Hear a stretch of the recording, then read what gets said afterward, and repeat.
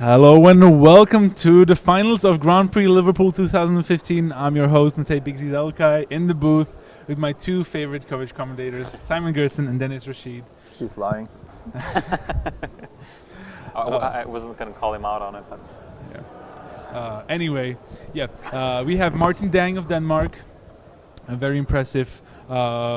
His deck a little on the crazy side, blue, black, red.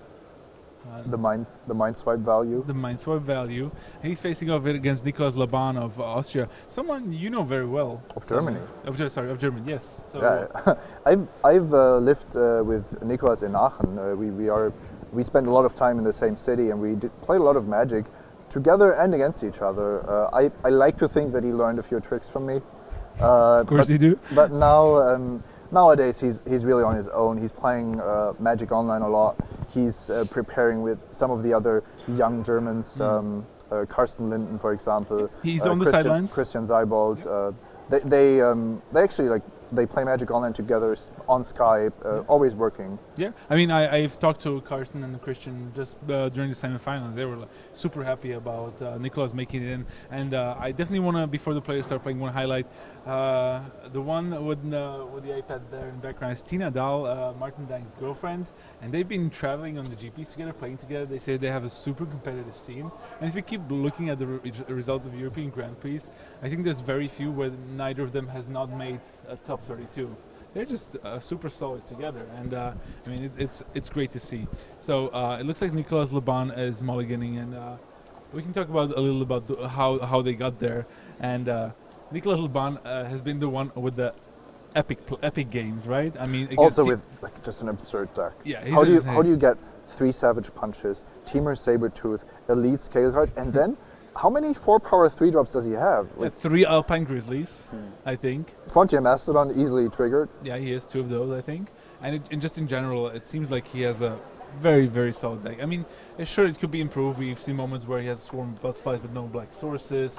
That's a little bit offbeat. But in general, he's doing pretty well. And has the Elite Scale Guard and the Temur Sabertooth. I mean, Dennis has been on and on about Elite Scale Guard this tournament, but I mean, I know why. It's the best uncommon. Have we seen it lose at all in the feature match area? I'm not sure. I'm not sure. Maybe once, but that's easily forgettable. Yeah, we saw Dromoka the Eternal lose in the feature match area. I have an interesting story to share with you. We've seen Ugin lose. The plan that Nikolas had going into this tournament, into the draft portion, was to pick up Temur Battle Rage really highly. He really wanted to get Temur Battle Rages, and he didn't get a single one in any of the 3 drafts he did. Wow. All right, the game starts off Martin Dang on the left of Denmark against Nikolas Labahn of Germany. Martin Dang with the Bloodfell Caves and Island, so he already has all the colors of mana, it seems. Starts off with a Jeskai Sage. Passes the turn over to Nikolas Labahn. Let's see, no 2-drop. I think it was Lucas Lahan who picked up all the two drops in green and white. Yeah, this is a pretty interesting matchup. Martin Dang with a lot of value creatures. He has 3 Jeskai Sages, Sultai Emissary, and a lot of value cards like Macedway and Cunning Strike and the like, against the very straightforward deck of Labahn that we've talked about here with all the ferocious creatures and the ferocious spells. Yep. So a morph added for Martin Dang, Alpine Grizzly for Nikolas Labahn as is usual, and there's an Orc Sure-Shot. I'm surprised. Orc Sure-Shot is just a great card, and I wonder what synergies Martin Dang has with it.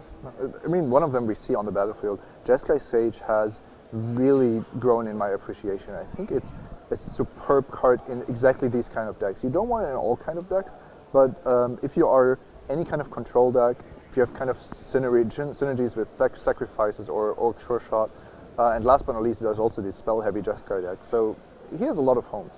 Sure. It's a card that you can make work. There's another Alpine Grizzly from Nikolas Labahn. So passes the turn after that. Dismal Blackwater from Martin Dang.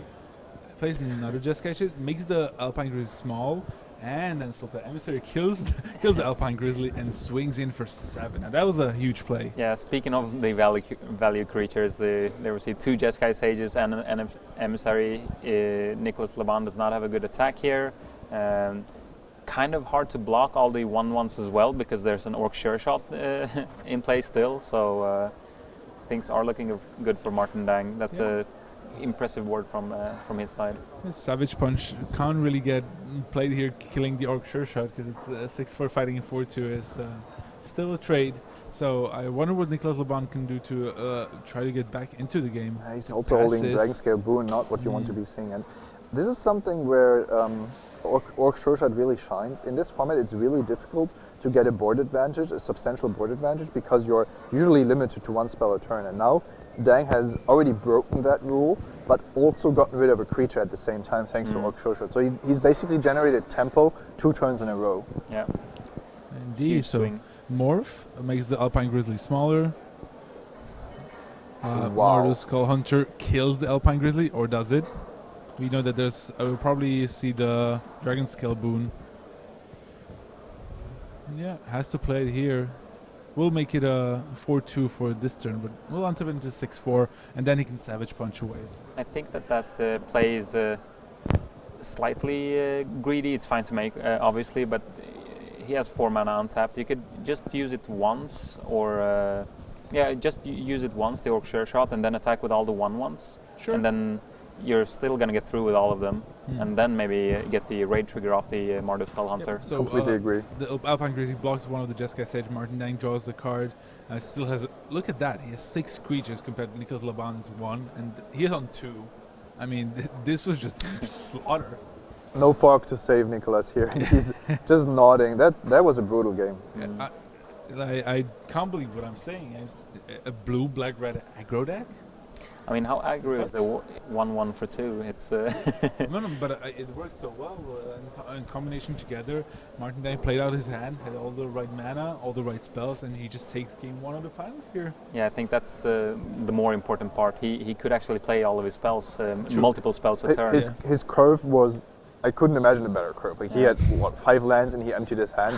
That's unheard of in Fate Reforged Hands of Turkey Limited. Yeah, we've seen some nice curves over the weekend. There was, I think, Thomas Annewaldson with the turn 3 Anafenza into turn 4 Siege Rhino and turn 5 Armand Core.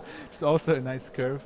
But yeah, I know what you mean. It's that was pretty brutal. And Martin Dang reaches for a sideboard. He can find ways of improving this. And I think this could be a very good lesson for you at home and sideboarding. Yeah. We don't really talk about it. And the person that needs to improve his matchup is Nikolas, because his 4/2 creatures match up really poorly against Jeskai Sages that will prowess, even Sultai Emissary that can soak up damage, and then you have a Manifest to rub it. And Orc Sure Shot seems like a horrible card to play against if your plan is Alpine Grizzlies and Savage Punches. Yeah, absolutely agree.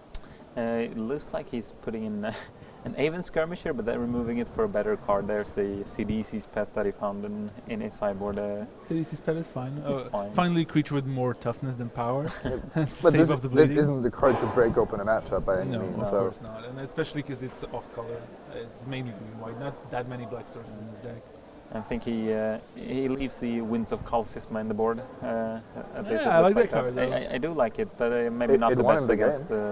Maybe not the best against the blue-red black deck of Martin Dang compared to the huge creature type decks that he faced last game.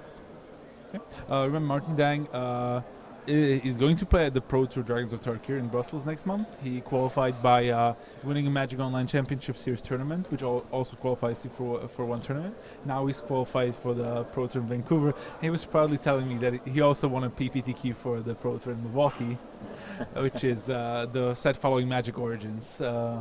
He might not even need to play that regional PTQ. Yeah. We found out actually, he might not even have to. Yeah, that's correct. We found out recently that the set that the Pro Tour Milwaukee is linked to is the Battle for Zendikar, which should excite a lot of people. I mean, Zendikar was definitely an interesting set to draft. So we'll see how that turns out for Martin Dang. But I think he can easily become a Pro Tour mainstay if he gets 1 or 2 good results. Yeah, I mean, if he, let's say he wins the mocks that he's qualified for, that guarantees him gold. That's one of the prizes, so of course. Even there. I mean, and he's a perennially underrated player, but him and Tina Dahl and the rest of the Danish play group, they're just playing a lot and being competitive, and I think that's important if you want to improve. And we've actually seen so many Magic Online players do well. Yeah, true. The last Pro Tour winner, known Magic Online player Charlie. Yeah. Martin Dang is doing well here, possibly winning this GP. Yeah. Nikolas Labahn mulliganing, but also Simon mentioned he's also part of a Magic Online But team. basically, a new breed of players that will use the digital means to communicate and practice. And if you do screen sharing and Skype conferences, it's almost like being in the same room, but you get to also get all the advantages of playing online, of course. Constructed, absolutely. limited, whatever you want at whatever time you want. 3 savage punches, by the way, in Nikolas Labahn's opening hand. Not a keep. Yeah, I wouldn't keep that one. That's for sure. So Nikolas Labahn mulligan down to 6. Martin then keeps his hand, and I wonder what he cooks up in this game. Will it be a spicy mind swipe? Maybe a big mastered away? There's certainly stuff he can do. Or both. Or both, yeah. He doesn't have Crater's Claws? Yeah, he did win through the Crater's Claw last game. All right. Last match, sorry. That's yeah, I didn't see that match, so yeah, that's some expelled there. That was very interesting because Lucas Blon had his plan mapped out, and he knew that Storm of Bloodflies would grow for one turn, but he had the suspension field to deal with it. And then Martin just untaps, attacks with everything, shows him the Crater's Claws, and that's it. Yeah. It sounds pretty straightforward there. All right, so will the 6 be better for Nikolas Labahn? Does that seem to have many lands? I think there's Scarred Barrens, Jungle Hollow. It seems slow. Yep. So it starts off with a Jungle Hollow, goes up to 21. Has the Scarred Barrens in his hand, I think. So, but he will now be able to play a turn to Soul Summon. It looks like. It's a Dismal Blackwater from Martin Dang. Oh, it's actually a swamp. Yeah, I don't think there's white mana in his hand. It is. It was a swamp actually, so it doesn't have a third land either. It doesn't look that way. Jeskai Sage, obviously, we come to expect that from Martin Dang. No turn 3 land for Nikolas Labahn, and this game could be over quickly. Jeskai Sage swings for 1. Yeah. Does he have more pressure to follow that up with? Morph, that's fine. Could be an anticlimactic finish. He finally does draw the 3rd land, but he can't really mulligan a two land card when he already has mulligan once. Whisk away as well, so that we know that will delay another land if he needs to draw more. But yeah, just the morph attacking here. And I think Martin Dang will just try to maybe hopefully trade here and then improve his board position. He wants to push his advantage, but not be too reckless. Yeah. There's no way he's playing a whisk away here, and so Buffalo Caves up to 22, and probably another morph. Yeah, it's a Glacial Stalker. Didn't quite see what the first morph was. So it will stay a secret for all of us. Another Could have been a morph. flock. Could have been a monster flock.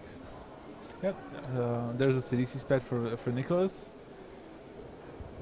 which he sideboarded in, as we talked about. Let's see if it proves its worth. Either that was a Krumar Bondkin or yet again the Orc Sure Shot in Martin Dang's, and he's had a lot of success with that card. That's a Bonkin. Okay. No, there's an attack with all the creatures. Yeah, one of the Glacial Stalker morph trades with the Thesis pet, and Nikolas Labahn is down to 15 from that attack. Who took 3, and Martin Dang with more morphs. As the case, doesn't have the 5th mana source just yet, and I think he has a Mind Swipe in his hand. That's a good card to put the nail in the coffin. Nicholas did protect his other morph, so... I believe that's the Abzan guide, but that does not really make sense to protect because he's nowhere near... Yeah, maybe he was hoping to start drawing lands. Yeah, but that could be his only out. Yeah. No, if those are his outs, you can definitely go for it. With Savage Punch and so many Savage Punches in your deck, it is actually a reasonable line to just hope to draw 2 lands, flip it, and then start Savage Punching every turn. So now there's the swing with everything again. Martin Dang now flips up another Glacial Stalker. That's a brutal beating. Nikolas Labahn down to 12 and has to deal with the 4/5 there. Just a Feral Crushhawk, no forward land for Nikolas Labahn, no white mana. Can't do anything here. And Martin Dang, we know he's going to try to finish off this game as soon as possible, especially because we know he has a whisk away as well. Yeah. Maybe that Frontier Mastodon could have blocked the Jeskai Sage. It's not a great proposition, but if your opponent has already exposed a Glacial Stalker the last turn, then you kind of know that he's still sitting on a lot of good creatures. Indeed. It's just not looking good here for Labahn. Yeah, there's the block with the morph on the Jeskai Sage. But lack of white mana also hurting him. There's the handshake. Martin Dang is the Grand Prix Liverpool champion. the seasoned veteran from Denmark takes it home, and with the support of all his friends on the sidelines, he's going to take home the trophy. And all the fame that comes with being a Grand Prix champion.